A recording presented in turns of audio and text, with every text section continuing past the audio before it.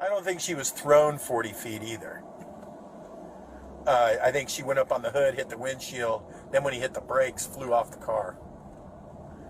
But she is dead.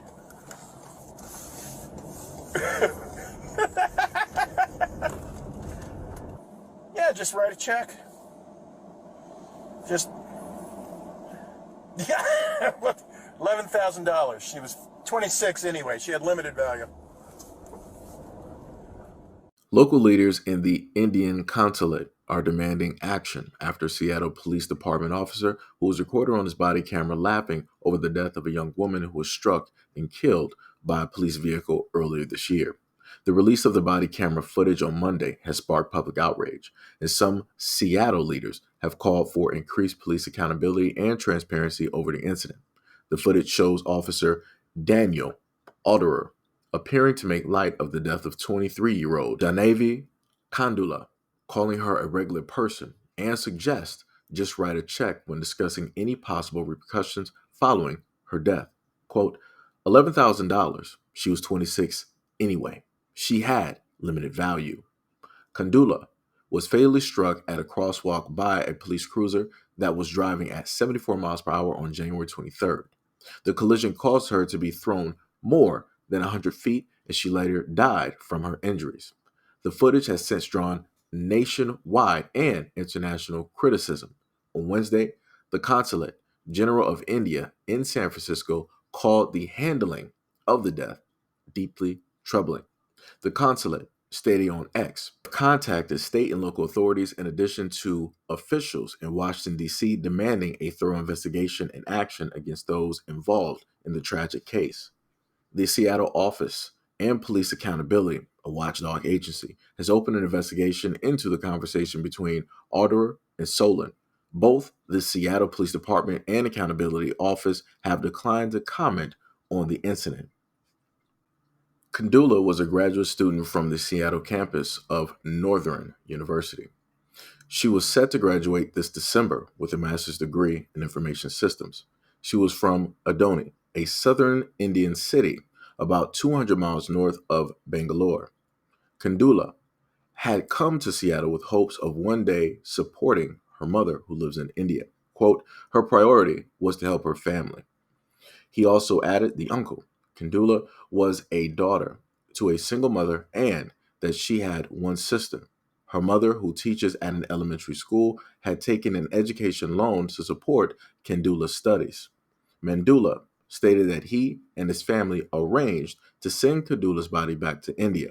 A GoFundMe page was set up following Kandula's death that raised over $161,000 to help support the family. On Wednesday, Kandula's family stated, it was truly disturbing and saddening to hear insensible comments that were made on body camera footage. Janeva is a beloved daughter and beloved. Janavi is a beloved daughter and beyond any dollar value for her mother and family. We firmly believe that every human life is invaluable and should not be belittled, especially during a tragic loss.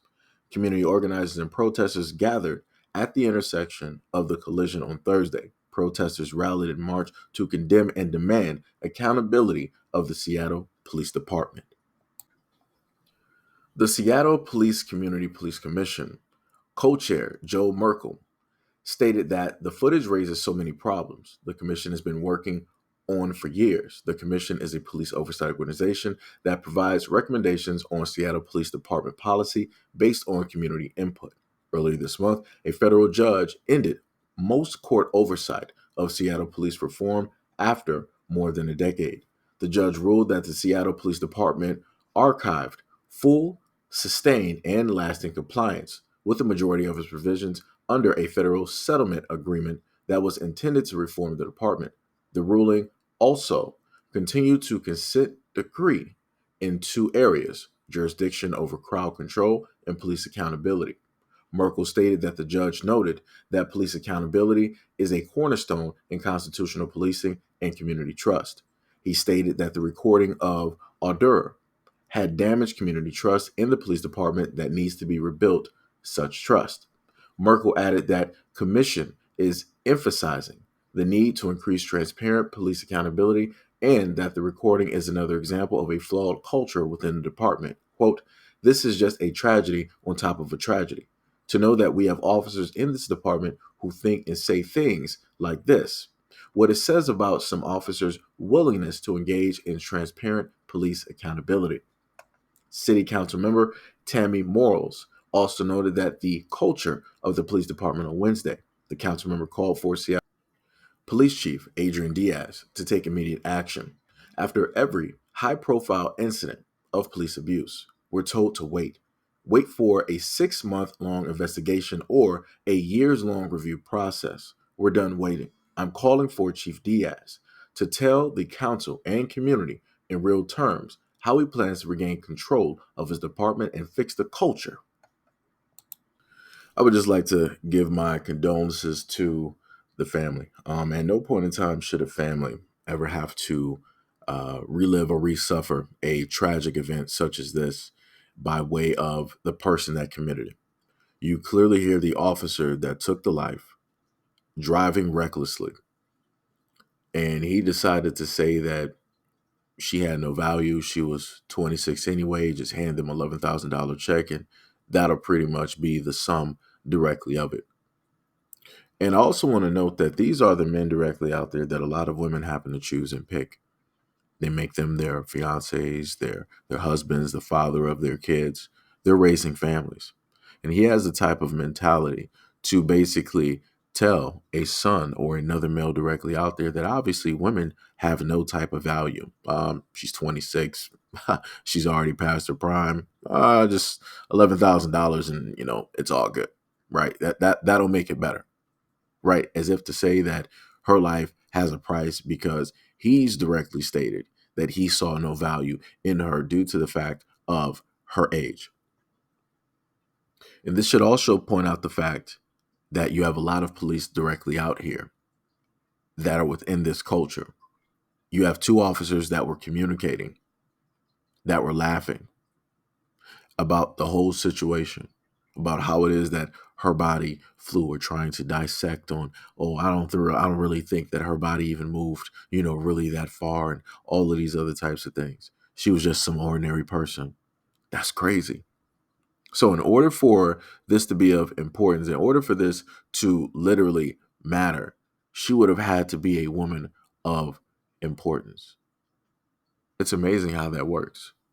I wonder what would happen if this was his mother that was in place of that young woman, and another officer somewhere in some other state was saying and did the exact same things. I wonder what his reaction would be. I bet he would be furious. I bet he would be angry. I bet he would be enraged. I bet he would want heads to roll. I bet he would be on camera crying and asking for accountability from his brethren directly in the police brotherhood. I bet you he would be asking for a lot.